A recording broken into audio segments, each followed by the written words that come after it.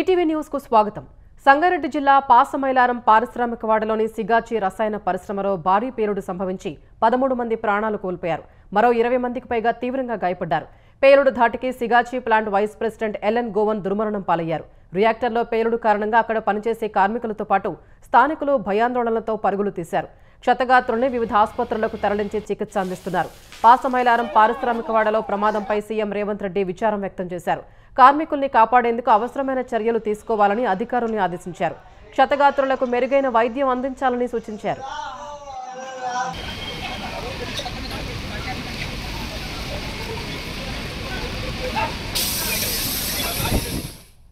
సంగారెడ్డి జిల్లా పాసమైలారం పారిశ్రామికవాడలోని సిగాచి రసాయన పరిశ్రమలో భారీ పేలుడు సంభవించింది. రసాయన పరిశ్రమలో రియాక్టర్ పేలగా ఆ సమయంలో అక్కడ పనిచేస్తున్న కార్మికులు 100 మీటర్ల దూరం మేర ఎగిరిపడ్డారు. ప్రమాద సమయంలో 66 మంది కార్మికులు పనులు చేస్తుండగా 5గురు అక్కడికక్కడే ప్రాణాలు విడిచారు. మరో 26 మందికి గాయాలు కాగా 16 మంది క్షతగాత్రుల్ని పటాన్చెరు ప్రభుత్వ ఆసుపత్రికి తరలించారు. మరో 10 మందిని స్థానిక ధృవ ఆసుపత్రికి తీసుకెళ్లి చికిత్స అందిస్తున్నారు. ధృవ ఆసుపత్రిలో ఉన్న 5గురు కార్మికుల పరిస్థితి విషమంగా ఉంది. అర్చన ఆసుపత్రిలో 10 మంది చికిత్స పొందుతున్నారు. ఆసుపత్రిలో చికిత్స పొందుతున్న వారిలో 8 మంది ప్రాణాలు కోల్పోయారు.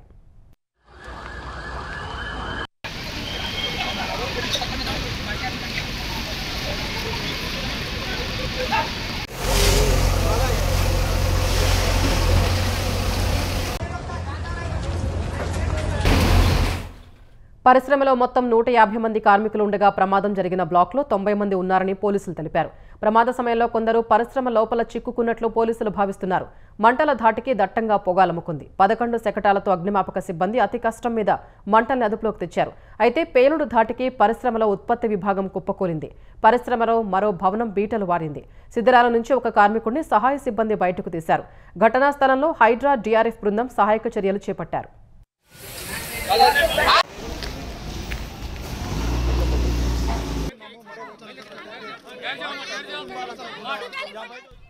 రియాక్టర్లో పేలుడు తర్వాత దట్టమైన పొగలు అలుముకోవడం సహా ఘాటైన వాసనలు వెలువడగా స్థానికులు ఉక్కిరిబిక్కిరి అవుతున్నారు.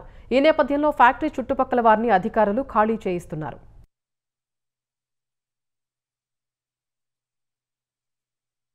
ప్రమాద సమాచారం తెలుసుకున్న వైద్యారోగ్య శాఖ మంత్రి దామోదర రాజనరసింహ ఘటనా స్థలికి చేరుకుని అక్కడి పరిస్థితిని పరిశీలించారు. సంగారెడ్డి కలెక్టర్ ప్రావీణ్య, ఎస్పీ పరితోష్ సహాయ చర్యల్ని పర్యవేక్షిస్తున్నారు.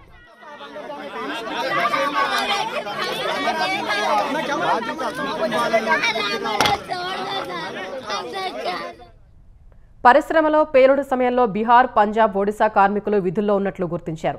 తమ వారు కనిపించడం లేదంటూ కొందరు కార్మికుల బంధువులు ఆవేదన వ్యక్తం చేస్తున్నారు. ఉదయం పనిచేసేందుకు వచ్చిన వారు కనిపించడం లేదని, వారి వివరాలు కూడా చెప్పేందుకు ఎవరూ అందుబాటులో లేరని వాపోయారు.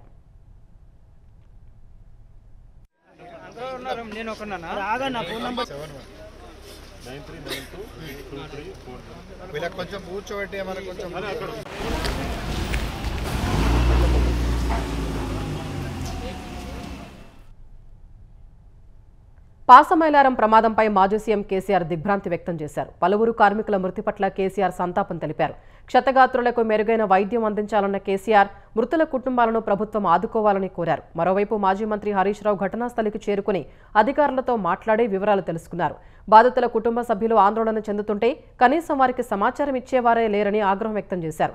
2 తహసీల్దార్లు ఓ పోలీసు అధికారితో కంట్రోల్ రూమ్ ఏర్పాటు చేస్తే బాగుండేదని సూచించారు.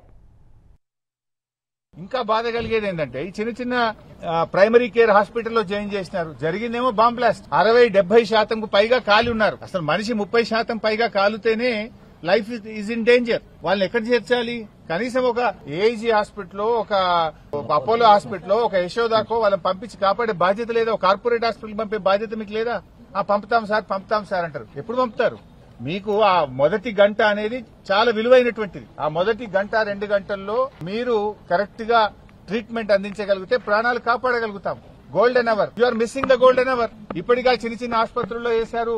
కనీసం అక్కడ స్పెషలైజ్డ్ డాక్టర్స్ ఉండరు. వాళ్ళని ముఖ్యమైన కార్పొరేట్ హాస్పిటల్ పంపించి వాళ్ళ ప్రాణాలు కాపాడే బాధ్యత ప్రభుత్వానికి, యాజమాన్యానికి లేదా? అమరావతి కేంద్రంగా జనవరి 1 నుంచి క్వాంటమ్ కంప్యూటింగ్ కార్యకలాపాలు ప్రారంభమవుతాయని ముఖ్యమంత్రి చంద్రబాబు ప్రకటించారు. అమెరికాకు సిలికాన్ వ్యాలీ మాదిరిగా అమరావతికి క్వాంటం వ్యాలీని అభివృద్ధి చేస్తామని స్పష్టం చేశారు. క్వాంటం శాటిలైట్ ఆవిష్కరణల ద్వారా సరికొత్త సాంకేతిక విప్లవానికి నాంది పలకవచ్చని పేర్కొన్నారు. అమరావతి క్వాంటం వ్యాలీపై నిర్వహించిన జాతీయ స్థాయి కార్యశాలలో సీఎం చంద్రబాబు కీలక ఉపన్యాసం చేశారు. నూతన ఆవిష్కరణలకు ఆకాశమే హద్దన్న చంద్రబాబు క్వాంటం కంప్యూటింగ్ ని అన్ని విధాలా ప్రమోట్ చేయడానికి తాను ముందు ఉంటారని వివరించారు. ఇందుకు ప్రధాని నరేంద్ర మోదీ పూర్తి సహకారం అందిస్తారని వెల్లడించారు. ప్రపంచ మంచి కోసం భారత్ అమెరికా కలిసి పనిచేయాల్సిన అవసరం ఉందని ఈ సందర్భంగా చంద్రబాబు వివరించారు. By January 1st, Quantum Computing Center will operate from Amaravati. This is where beginning of Quantum Valley. Then, not only starting with quantum computing, you have to bring ecosystem. We have to bring use cases. 100 use cases by August 15, 2026. Now we are having a Prime Minister, he is ahead of me. He is always thinking future. Earlier I have seen so many Prime Ministers, I used to talk to them. Sometimes they used to say, we won't understand why you are making me to suffer. Today, if I talk something, Prime Minister will give not only answer, he will give a solution. Quantum computing వ్యాలీని చంద్రబాబు సాంకేతిక విప్లవంలో రెండో చాప్టర్గా IT మంత్రి నారా లోకేష్ అభివర్ణించారు. Software రంగానికి silicon వ్యాలీలా quantum కంప్యూటింగ్కు Amaravati valley అభివృద్ధి చెందుతుందని ఆశాభావం వ్యక్తం చేశారు. అమరావతి క్వాంటం వ్యాలీ ద్వారా 1,00,000 ఉద్యోగాలు వస్తాయని, దాదాపు 50 స్టార్టప్లు యూనికార్న్లుగా ఎదుగుతాయన్నారు. To be very honest, when the Honorable Chief Minister spoke about this initiative, 99% of the people in the room didn't understand what he was talking. I worked at the World Bank for 2 years. I'm a Stanford MBA. Even I was quite perplexed and puzzled. So all of us went to ChatGPT and started our research. You know, it's very rare we come across visionary leadership. India is lucky to see the next version of Mr. Naidu, and we're really witnessing history here. A quantum future cannot be built without a quantum-ready workforce. We are proud to announce that APSHE's introduction of India's first integrated curriculum in quantum technologies and AI across all our universities. This initiative will ensure that Andhra Pradesh becomes the brain capital of the global quantum ambition.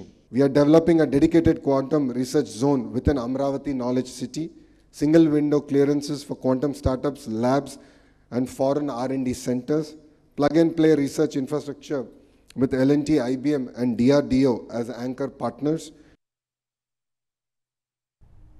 అటు Bharatiya Janata party Andhra Pradesh అధ్యక్షుడిగా PVN Madhav పేరు ఖరారైంది. ప్రస్తుతం BJP Andhra Pradesh ప్రధాన కార్యదర్శిగా ఉన్న మాధవ్ మధ్యాహ్నం 12:30 ప్రాంతంలో returning అధికారి, రాజ్యసభ సభ్యుడు పాకా వెంకట సత్యనారాయణకు నామినేషన్ పత్రాన్ని సమర్పించారు. ఆంధ్రప్రదేశ్ శాసనమండలిలో బీజేపీ ఫ్లోర్ లీడర్గా వ్యవహరించిన మాధవ్ ఆర్ఎస్ఎస్, బీజేవైఎం, ఏబీవీపీలలో వివిధ పదవులు నిర్వహించారు. బీజేపీ సీనియర్ నేత దివంగత పీవీ చలపతిరావు కుమారుడైన మాధవ్ వివాదరహితుడు, అందరినీ కలుపుకుని పోయే తత్వం వల్లే పార్టీ అధిష్టానం ఆయన్ను ఏపీ అధ్యక్ష పదవికి ఎంపిక చేసినట్టు తెలుస్తోంది. భారతీయ జనతా పార్టీ తెలంగాణ శాఖ అధ్యక్షుడి ఎన్నికపై ఉత్కంఠకు తెరపడింది. బీజేపీ తెలంగాణ సారథిగా మాజీ ఎమ్మెల్సీ రామచంద్రరావు పేరు ఖరారైంది. ఈ మేరకు నామినేషన్ దాఖలు చేయాలని అధిష్టానం నుంచి రామచంద్రరావుకి ఆదేశాలు అందాయి. అనంతరం బీజేపీ కార్యాలయంలో రిటర్నింగ్ అధికారి ఎండల లక్ష్మీనారాయణకు రామచంద్రరావు నామినేషన్ పత్రాలు సమర్పించారు. అంతకుముందు పలువురు జాతీయ కౌన్సిల్ సభ్యులు రామచంద్రరావుకు మద్దతుగా ప్రతిపాదనలు సమర్పించారు. ఈ పదవి కోసం ఎంపీలు ఈటల రాజేందర్, ధర్మపురి అరవింద్, కె లక్ష్మణ్ పేర్లు బలంగానే వినిపించినప్పటికీ అధిష్టానం 64 ఏళ్ల రామచంద్రరావు వైపే మొగ్గు చూపింది. అటు గోషామహల్ ఎమ్మెల్యే రాజాసింగ్ తాను కూడా అధ్యక్ష పదవికి రేసులో ఉన్నట్టు ప్రకటించడం బీజేపీ తెలంగాణ శాఖలో ఒకంత ఉత్కంఠకు కారణమైంది. అయితే అధిష్టానం చెప్పినట్టు అందరూ నడుచుకోవాల్సిందేనని కేంద్ర మంత్రి బండి సంజయ్ చెప్పారు. అటు రామచంద్రరావు బీజేపీ జాతీయ లీగల్ సెల్ సంయుక్త కన్వీనర్, రాష్ట్ర అధికార ప్రతినిధి, రాష్ట్ర ప్రధాన కార్యదర్శి, ముఖ్య అధికార ప్రతినిధిగా పనిచేశారు. 2015లో హైదరాబాద్, రంగారెడ్డి, మహబూబ్ నగర్, పట్టభద్రుల నియోజకవర్గం నుంచి మండలికి ఎన్నికయ్యారు. ఆపరేషన్ సింధూర్ తర్వాత దేశ భద్రతను పెంచేందుకు అనేక చర్యలు చేపట్టిన కేంద్రం అంతరిక్షంలో నిఘాను బలోపేతం చేసేందుకు కసరత్తు ముమ్మరం చేసింది. ఈ మేరకు పాకిస్తాన్, చైనా, హిందూ మహాసముద్రంపై నిఘా కోసం 52 రక్షణ ఉపగ్రహాల్ని ప్రయోగించాలని నిర్ణయించింది.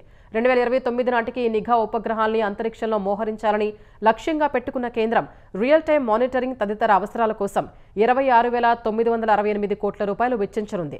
స్పేస్ బేస్డ్ సర్వైలెన్స్ SBS 3వ విడత కార్యక్రమంలో భాగంగా భారత అంతరిక్ష పరిశోధన సంస్థ ఇస్రో 21 ఉపగ్రహాలు ప్రయోగించనుంది. మిగిలిన 31 ఉపగ్రహాల్ని 3 ప్రైవేటు సంస్థలు అభివృద్ధి చేసి కక్ష్యలో ప్రవేశపెట్టనున్నాయి.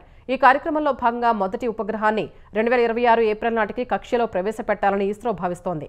2029 చివరికి మొత్తం మిలిటరీ ఉపగ్రహాల్ని అంతరిక్షంలోకి చేర్చాలని లక్ష్యంగా పెట్టుకుంది. ప్రస్తుతం భారత్ వద్ద 9 నుంచి 11 మిలిటరీ ఉపగ్రహాలు ఉన్నాయి. అమెరికా అధ్యక్షుడు డొనాల్డ్ ట్రంప్, ఇజ్రాయెల్ ప్రధాని బెంజమిన్ నెతన్యాహులపై ఇరాన్లో ఫత్వా జారీ అయింది. ఇరాన్పై ఇజ్రాయెల్, అమెరికా దాడులు చేసిన వేళ ఇరాన్ షియా మత పెద్ద grand Ayatollah Naser Makarem Shirazi Trump, నెతన్యాహులపై ఫత్వా జారీ చేశారు. ఇద్దరిని దేవుడి శత్రువులుగా అభివర్ణించిన Shirazi Iran supreme leader Ayatollah Khamenei, ఇతర సీనియర్ మతాధికారులపై బెదిరింపుల్ని తీవ్రంగా ఖండించారు. ఇస్లామిక్ రిపబ్లిక్ నాయకత్వాన్ని బెదిరిస్తున్న ఈ ఇరు దేశాల నేతల సామ్రాజ్యాల్ని కూలదోయాలని ప్రపంచవ్యాప్తంగా ఉన్న ముస్లింలకు పిలుపునిచ్చారు. ఇస్లాం నాయకత్వాన్ని, సమగ్రతను బెదిరించే ఏ వ్యక్తినైనా యుద్ధనేత లేదా మొహరేబ్గా పరిగణిస్తారని షిరాజీ తెలిపారు. మొహరేబ్ అంటే దేవునికి వ్యతిరేకంగా యుద్ధం చేసే వ్యక్తి అని అర్థం వస్తుందన్నారు. ఇరాన్ చట్టం ప్రకారం మొహరేబ్గా గుర్తించిన వారికి ఉరిశిక్ష, సిలువ వేయటం, అవయవాల్ని విచ్ఛేదనం చేయటం, బహిష్కరించడం వంటి శిక్షలు విధిస్తారని పేర్కొన్నారు. జూన్ 13న ఇరాన్లోని అణు కేంద్రాలే లక్ష్యంగా ఇజ్రాయెల్ దాడులు చేయగా IDF దళాలకు మద్దతుగా అమెరికా కూడా 3 అణు కేంద్రాలపై B-2 బాంబర్లతో విరుచుకుపడింది. 12 రోజులు సాగిన యుద్ధంలో ఇరాన్లోని పలువురు సైనిక ఉన్నతాధికారులు చనిపోగా ప్రస్తుతం ఇరు దేశాల మధ్య కాల్పుల విరమణ ఒప్పందం అమల్లో ఉంది. ఆంధ్రప్రదేశ్లో ప్రభుత్వ పాఠశాలల ముందు నో అడ్మిషన్ బోర్డులు చూస్తుంటే ఇది కదా తాను కోరుకున్న మార్పు అనిపిస్తోందని ఏపీ విద్యాశాఖ మంత్రి నారా లోకేష్ అన్నారు. రాజకీయాలకు దూరంగా సమగ్ర విద్యకు దగ్గరగా విద్యా వ్యవస్థలో సంస్కరణలు చేపట్టి సమస్యల్ని పరిష్కరించి విద్యాలయాలుగా పాఠశాలల్ని తీర్చిదిద్దిన కష్టం రాజాం నియోజకవర్గం డోలపేటకు చెందిన టీచర్ డోలా వాసుదేవరావు వంటి వారిని చూస్తే మర్చిపోతామన్నారు. ఈ మాస్టారు తన పిల్లలు ఇద్దరిని ప్రభుత్వ పాఠశాలల్లోనే చదివిస్తుంటే మనమెందుకు చదివించకూడదని ప్రజల్లో ఆలోచన వచ్చిందని లోకేష్ అన్నారు. ఈ ఆలోచనను ప్రజల్లో రేకెత్తించిన వాసు మాస్టర్కు లోకేష్ అభినందనలు చెప్పారు. మన బడికి మనమే అంబాసిడర్స్గా నిలుద్దామని, అంతా కలిసి దేశానికే దిక్సూచిగా ఏపీ మోడల్ ఎడ్యుకేషన్ తీసుకొద్దామని లోకేష్ పిలుపునిచ్చారు. రాజధాని అమరావతి మహిళలపై మురికి వ్యాఖ్యలు చేసిన వ్యవహారంలో జర్నలిస్టు కృష్ణంరాజుకు హైకోర్టు బెయిల్ మంజూరు చేసింది. మహిళలపై అనుచిత వ్యాఖ్యలు చేశారని కృష్ణంరాజుపై కేసు నమోదు చేసిన తుళ్లూరు పోలీసులు ఆయన్ను అరెస్ట్ చేశారు. దిగువ కోర్టు రిమాండ్ విధించగా గుంటూరు జిల్లా జైలుకు తరలించారు. తర్వాత కృష్ణంరాజు దాఖలు చేసిన బెయిల్ పిటిషన్పై విచారణ జరిపిన హైకోర్టు ఇప్పటికే వాదనలు విని తీర్పును రిజర్వ్ చేసింది. కృష్ణంరాజుకు బెయిల్ ఇస్తూ ఇవాళ తీర్పు వెలువరించింది. అన్నమయ్య జిల్లా కురబలకోట మండలం చిన్నామర్రిమిట్ట వద్ద జరిగిన ఘోర రోడ్డు ప్రమాదంలో 3 మృతి చెందారు. మరో 11 మంది గాయపడ్డారు. కర్ణాటక బాగేపల్లికి చెందిన నరసింహారెడ్డి, రామచంద్ర, శివప్ప మిత్ర బృందం కుటుంబ సభ్యులతో కలిసి తిరుమల శ్రీవారిని దర్శించుకుని తిరిగి వెళుతూ ఉండగా ప్రమాదం బారిన పడ్డారు. బాగేపల్లి వెళుతున్న వాహనాన్ని వెనక నుంచి వస్తున్న మరో భారీ వాహనం ఢీకొనగా ఈ దుర్ఘటన జరిగింది. ఈ ఘటనలో ఒక మహిళ సహా 3 అక్కడికక్కడే చనిపోయారు. మరో 11 మంది గాయపడగా వారికి మదనపల్లి ఆసుపత్రిలో ప్రాథమిక చికిత్స చేసి బెంగళూరుకు తరలించారు. క్షతగాత్రుల్లో 5 పరిస్థితి ఆందోళనకరంగా ఉన్నట్టు వైద్యులు తెలిపారు.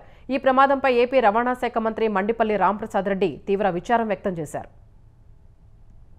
కేంద్రంలోని ఫాసిస్టు మోదీ పాలనను ప్రజల్లోకి తీసుకెళ్లేందుకే తెలంగాణలో జూలై 4న సభ నిర్వహిస్తున్నామని పీసీసీ అధ్యక్షుడు మహేష్ కుమార్ గౌడ్ వెల్లడించారు.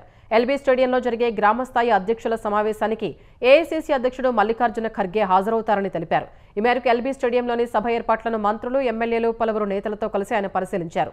శత్రు దేశంతో కాల్పుల విరమణ చర్చలు జరిపే ఎన్డీఏ ప్రభుత్వం దేశంలో వామపక్ష ఉద్యమంలోని వారితో చర్చలు ఎందుకు జరపటం లేదని మహేష్ కుమార్ గౌడ్ ప్రశ్నించారు.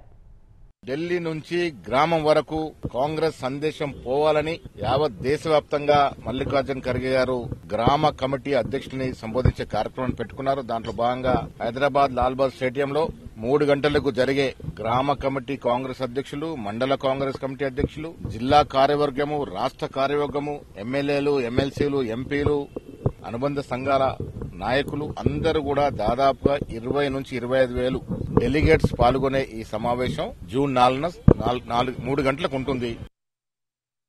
బీఆర్ఎస్ పాలనలో దేశానికి ఆదర్శమైన గురుకులాలు ముఖ్యమంత్రి రేవంత్ రెడ్డి పాలనా వైఫల్యం కారణంగా నిర్వీర్యమవుతున్నాయని మాజీ మంత్రి హరీష్ రావు ఆవేదన వ్యక్తం చేశారు. విద్యా వ్యవస్థ పట్ల కాంగ్రెస్ చూపిస్తున్న నిర్లక్ష్య వైఖరి లక్షల మంది ఎస్సీ, ఎస్టీ, బీసీ పిల్లల భవిష్యత్తును ప్రశ్నార్థకం చేస్తోందని సామాజిక మాధ్యమం ఎక్స్లో హరీష్ పోస్ట్ పెట్టారు. జనవరి నుంచి కాంట్రాక్టర్లకు బిల్లులు చెల్లించనందున కోడిగుడ్లు, మాంసం, అరటిపండ్ల సరఫరా నిలిచిపోయిందని హరీష్ గుర్తు చేశారు. బకాయిలు చెల్లించకుంటే రేపటి నుంచి అన్ని రకాల ఆహార పదార్థాలు ఇతర సామాగ్రి సరఫరాను నిలిపివేస్తామని హెచ్చరించే పరిస్థితి వచ్చిందని హరీష్ తెలిపారు. మరోవైపు 13 నెలలుగా 450 కోట్ల రూపాయలకు పైగా అద్దె బకాయిలు చెల్లించక భవనాల యజమానులు తాళాలు వేస్తున్న దుస్థితి నెలకొందని తెలిపారు. విద్యా సంవత్సరం ప్రారంభమై ఇన్ని రోజులు అవుతున్నా యూనిఫామ్, టై బెల్ట్, బూట్లు, స్కూల్ బ్యాగులు ఇవ్వలేదన్నారు. గురుకుల కాంట్రాక్టర్ల పెండింగ్ బకాయిలు విడుదల చేసి అద్దె భవనాలకు బకాయిలు వెంటనే చెల్లించాలని హరీష్ డిమాండ్ చేశారు. యూనిఫామ్, బూట్లు, స్కూల్ బ్యాగులు తక్షణమే పంపిణీ చేసి ఎస్సీ, ఎస్టీ, బీసీ విద్యార్థుల చదువులకు ఆటంకం లేకుండా చూడాలని హరీష్ రావు ప్రభుత్వానికి సూచించారు. బీసీలకు విద్య, ఉద్యోగాలు, స్థానిక సంస్థల్లో 42% రిజర్వేషన్లు కల్పించాల్సిందేనని బీఆర్ఎస్ ఎమ్మెల్సీ కవిత పునరుద్ఘాటించారు. బీసీ రిజర్వేషన్లు తేల్చకుండా స్థానిక సంస్థలకు ఎన్నికలు నిర్వహించే కుట్రలు చేస్తున్నారని మండిపడ్డారు. తెలంగాణ జాగృతి యునైటెడ్ పూలే ఫ్రంట్ జూలై 17న తలపెట్టిన రైల్ రోకోకు మద్దతుగా సింగరేణి జాగృతి రూపొందించిన పోస్టర్ను కవిత ఆవిష్కరించారు. రాజకీయ పార్టీల పరంగా అవకాశం కల్పించడం కాదని బీసీలకు చట్టబద్దమైన రిజర్వేషన్లు కల్పించాల్సిందేనని అన్నారు. జూలై 17న రైలు రోకో ఉన్నందున జూలై 16, 17, 18 తేదీల్లో ఎవరూ రైలు ప్రయాణాలు పెట్టుకోవద్దని విజ్ఞప్తి చేస్తున్నట్లు కవిత తెలిపారు. దేశంలో రైతులు, కార్మికులు, మహిళలు అభద్రతా భావంతో జీవిస్తున్నారని సిపిఐ ఎమ్మెల్యే కూనంనేని సాంబశివరావు అన్నారు. దేశంలో సంపద పెరిగింది కానీ ఆ సంపద కొద్దిమంది చేతుల్లోనే ఉందని ఆరోపించారు. దీనికి నిరసనగా దేశవ్యాప్తంగా అన్ని వామపక్ష పార్టీలు సమ్మెకు జూలై 9న సార్వత్రిక సమ్మెకు పిలుపునిచ్చాయని తెలిపారు. హైదరాబాద్ ఆర్టీసీ క్రాస్ రోడ్లోని ఎంబీ భవన్లో 7 వామపక్ష పార్టీలు సమావేశమయ్యాయి. సార్వత్రిక సమ్మెకు మద్దతు తెలిపాయి. కార్మిక రంగానికి వ్యతిరేకంగా బీజేపీ నేతృత్వంలోని కేంద్రం వ్యవహరిస్తోందని సిపిఐ తెలంగాణ కార్యదర్శి జాన్ వెస్లీ మండిపడ్డారు. కార్మికులు, రైతుల సమస్యలు పరిష్కారం కోసం కేంద్రంపై పోరాటానికి సిద్ధమవ్వాలని పిలుపునిచ్చారు. సార్వత్రిక సమ్మె రోజున కార్మికులు అన్ని మండల, పట్టణ కేంద్రాల్లో భారీ ప్రదర్శనలు చేయాలని కూనంనేని పిలుపునిచ్చారు. సంపద లెక్కల ప్రకారంగా జపాన్ కంటే ఎక్కువ, కానీ లోపల ఉన్న కొనుగోలు శక్తి ప్రకారంగా చూస్తే మనం 164 స్థానంలో ఉన్నాం. ఆఖరి సూచికలో చూస్తే 101 స్థానంలో ఉన్నాం. కానీ ఆ దేశాలు అట్లా లేదు. మరి ఈ విధంగా దేశం చాలా న్యాయాలు, అక్రమాలు గురవుతా ఉంది. ఈ సందర్భంలో ఆల్ లెఫ్ట్ పార్టీస్ కూడా దేశవ్యాప్తంగా సమ్మెకు 9వ తారీఖున పిలిపివ్వటం జరిగింది. నాకు తెలిసి ఒక బీజేపీ మినహా అందరూ పాల్గొంటున్నారు. 1 కోటి మంది, 1,30,00,000, 1,40,00,000 కూడా పాల్గొన్నారు. ఈసారి ఇంకా పెద్ద ఎత్తున పాల్గొంటారనేది ఇదంతా సంకేతం ప్రభుత్వం మీద ఉన్న వ్యతిరేకత. భారత్, అమెరికా వాణిజ్య ఒప్పందానికి చేరువయ్యాయి. టారిఫ్లపై ట్రంప్ విధించిన గడువు జూలై 9 కంటే ముందే ఒప్పందంపై ప్రకటన వెలువడే అవకాశం ఉంది. ఇందుకు భారత వాణిజ్య శాఖ ప్రత్యేక కార్యదర్శి రాజేష్ అగర్వాల్ బృందం అగ్రరాజ్య వాణిజ్య ప్రతినిధులతో చర్చలు కొనసాగిస్తోంది. భారత్ నుంచి చేసుకునే దిగుమతులపై అమెరికా అధ్యక్షుడు డొనాల్డ్ ట్రంప్ విధించిన 26% టారిఫ్లపై సస్పెన్షన్ జూలై 9 వరకు అమల్లో ఉండనుండగా ఈ గడువును మరోసారి పొడిగించే ఉద్దేశం తనకు లేదని ఇప్పటికే తేల్చి చెప్పారు. అతి త్వరలోనే టారిఫ్లు అమల్లోకి వస్తాయన్నారు. ఈ నేపథ్యంలోనే అగర్వాల్ బృందం సంప్రదింపులు కొనసాగిస్తోంది. అమెరికా, భారత్ మధ్య పూర్తిస్థాయి తొలి వాణిజ్య ఒప్పందంపై చర్చలు సెప్టెంబర్, అక్టోబర్ నాటికి ముగించాలని ఇరు దేశాలు భావిస్తున్నాయి. ప్రస్తుతం ఇరు దేశాల మధ్య $191 బిలియన్ విలువైన వాణిజ్యం జరుగుతుండగా దాన్ని $500 బిలియన్ చేర్చడమే ఒప్పందం లక్ష్యం. గత శుక్రవారం ట్రంప్ మాట్లాడుతూ భారత్తో వాణిజ్య ఒప్పందం కుదుర్చుకునే అవకాశం ఉందని సంకేతాలిచ్చారు. ముందస్తు ప్రణాళిక ప్రకారమే కోల్కతా న్యాయ కళాశాల విద్యార్థినిపై 3 నిందితులు లైంగిక దాడికి పాల్పడ్డారని పోలీసులు తెలిపారు. ఈ మేరకు 9 మంది సభ్యుల ప్రత్యేక దర్యాప్తు బృందం సిట్ విచారణ ముమ్మరం చేసింది.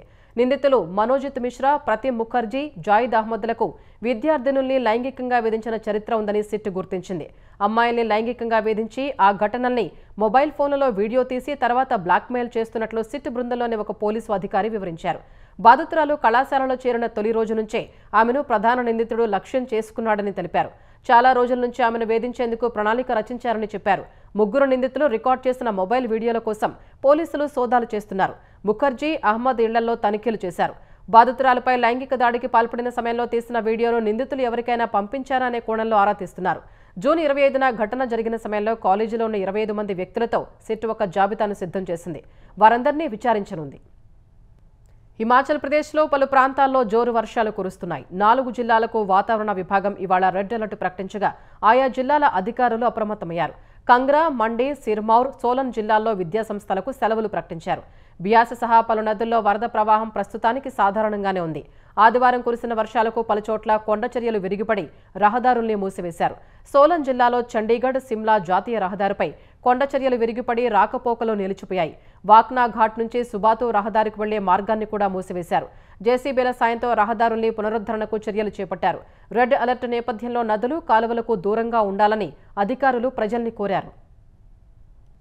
వర్షాల కారణంగా చార్ధామ్ యాత్రపై విధించిన 24 గంటల నిషేధాన్ని ఉత్తరాఖండ్ ప్రభుత్వం ఉపసంహరించుకుంది.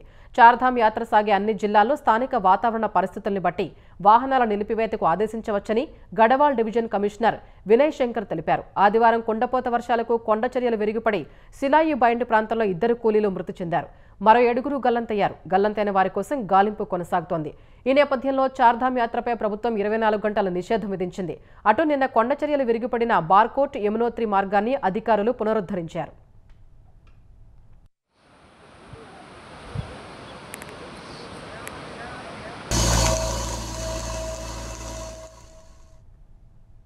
ఒడిశాలోని పూరీలో కొలువైన దేవతల దర్శనానికి ఉదయం నుంచే భారీ సంఖ్యలో భక్తులు క్యూ కట్టారు. ఆదివారం రథయాత్ర సందర్భంగా గుండీచా ఆలయం వద్ద తొక్కిసలాట జరిగి 3 చనిపోగా 50 మంది గాయపడ్డారు. ఆలయ అధికారులు పరిస్థితిని చక్కదిద్దగా ఇవాళ బలభద్ర, దేవి సుభద్ర, జగన్నాథుడి దర్శనానికి భక్తులు భారీగా తరలివచ్చారు.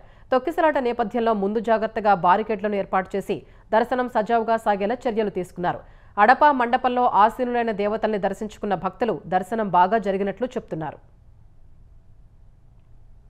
జూలై 3 నుంచి అమర్నాథ్ యాత్ర ప్రారంభం కానున్న వేళ జమ్మూ కశ్మీర్లో భారీ భద్రతా ఏర్పాట్లు చేస్తున్నారు. భక్తుల రక్షణ కోసం సీఆర్పీఎఫ్ బలగాలు వివిధాంచెల్లో భద్రతా ఏర్పాట్లు చేస్తున్నాయి. భక్తులు రాకపోకలు సాగించే జమ్మూ శ్రీనగర్ జాతీయ రహదారి వెంట నిఘా కోసం డాగ్ స్క్వాడ్ను మోహరించాయి. హైవేపై పెట్రోలింగ్ ముమ్మరం చేశాయి. హిమాలయ పర్వతాల్లోని మంచు శివలింగం దర్శనం కోసం బల్తాల్, పహల్గాం మార్గాల్లో భక్తులు అమర్నాథ్ యాత్ర చేపడతారు. వారి రక్షణ కోసం ఇప్పటికే సైన్యం, సీఆర్పీఎఫ్, పోలీసులు, జమ్మూ కశ్మీర్ విపత్తు స్పందన దళం కలిసి మాక్ డ్రిల్ కూడా నిర్వహించాయి. కొండచర్యలు విరిగిపడటం, ప్రకృతి విపత్తులు వంటి పరిస్థితి తలెత్తితే భక్తుల్ని రక్షించేందుకు చేపట్టాల్సిన చర్యలపై మాక్ డ్రిల్ చేశారు. అటు తీవ్రవాద ముక్కల్ని దృష్టిలో పెట్టుకుని భద్రతా బలగాల్ని పూర్తిస్థాయి ఆయుధ సామగ్రితో మోహరించారు. మరోవైపు రాంబన్లో అమర్నాథ్ యాత్ర కోసం ఆఫ్లైన్ రిజిస్ట్రేషన్ ప్రక్రియ కొనసాగుతోంది. ఇందుకోసం అనేక కేంద్రాలు ఏర్పాటు చేశారు. ఆన్లైన్ రిజిస్ట్రేషన్ చేసుకోని వాళ్లు ఆయా కేంద్రాల్లో ఆఫ్లైన్లో దర్శనానికి పేర్లు నమోదు చేయించుకుంటున్నారు. కర్ణాటకలో కాంగ్రెస్ ప్రభుత్వం 5 ఏళ్ల పాటు దృఢంగా కొనసాగుతుందని ఆ రాష్ట్ర సీఎం సిద్ధరామయ్య ఉద్ఘాటించారు. ఉప ముఖ్యమంత్రి డీకే శివకుమార్తో తనకు విభేదాలు ఉన్నట్లు వస్తున్న ఊహాగానాల్ని సీఎం సిద్ధరామయ్య తోసిపుచ్చారు. ఈ మేరకు మైసూరులో జరిగిన మీడియా సమావేశంలో వీరిద్దరూ కలిసి అభివాదం చేశారు. ఈ సందర్భంగా ఈసారి దసరా ఉత్సవాల్ని సిద్ధరామయ్య ప్రారంభించారని, ప్రతిపక్ష నేత ఆర్ అశోక్ చేసిన వ్యాఖ్యలపై స్పందించిన సీఎం తమ ప్రభుత్వం 5 ఏళ్ల పాటు చెక్కు చెదరకుండా ఉంటుందన్నారు. అబద్దాల్ని ప్రచారం చేయడంలో బీజేపీ దిట్టాన్ని విమర్శించారు. అటువంటి వ్యాఖ్యల్ని తాము పట్టించుకోమని స్పష్టం చేశారు. కాంగ్రెస్ కర్ణాటక ఇన్ఛార్జి రణదీప్ సుర్జేవాలా పార్టీని బలోపేతం కోసమే బెంగళూరు వచ్చారని సీఎం వివరించారు. కర్ణాటక సీఎం మార్పుపై నేరుగా స్పందించని కాంగ్రెస్ అధ్యక్షుడు మల్లికార్జున ఖర్గే అది పూర్తిగా అధిష్టానం చేతుల్లో ఉంటుందన్నారు. అధిష్టానంలో ఏం జరుగుతుందో ఎవరూ చెప్పలేరని ఆయన అన్నారు. గల్ఫ్ ఆఫ్ ఒమన్లో మంటల్లో చిక్కుకున్న నౌకను కాపాడేందుకు భారత నేవీ రంగంలోకి దిగింది. పలావు దేశపు జెండాతో ఉన్న ఈ చెంగ్ 6 నౌక నుంచి సాయం చేయాలంటూ భారత నావికా దళానికి అభ్యర్థన వచ్చింది. వెంటనే భారత నేవీ ఐఎన్ఎస్ తబర్ నౌకను సాయం కోసం పంపింది. గుజరాత్లోని కాండ్లా పోర్టు నుంచి ఒమన్లోని షినాస్కు చమురుతో వెళుతున్న నౌక ఇంజన్ రూమ్లో అకస్మాత్తుగా మంటలు చెలరేగాయి. వెంటనే నౌకలో విద్యుత్ సరఫరా నిలిచిపోయింది. నౌకలో 14 మంది భారత మూలాలున్న సిబ్బంది ఉండగా వారిచ్చిన సమాచారంతో ఐఎన్ఎస్ తబర్ అక్కడకు చేరుకుంది. వెంటనే అగ్నిమాపక పరికరాల్ని హెలికాప్టర్ సాయంతో నౌకలోకి దించింది. 13 మంది నేవీ సిబ్బంది, నౌకలోని 5 సిబ్బంది కలిసి మంటలు ఆర్పేందుకు ప్రయత్నిస్తున్నారు.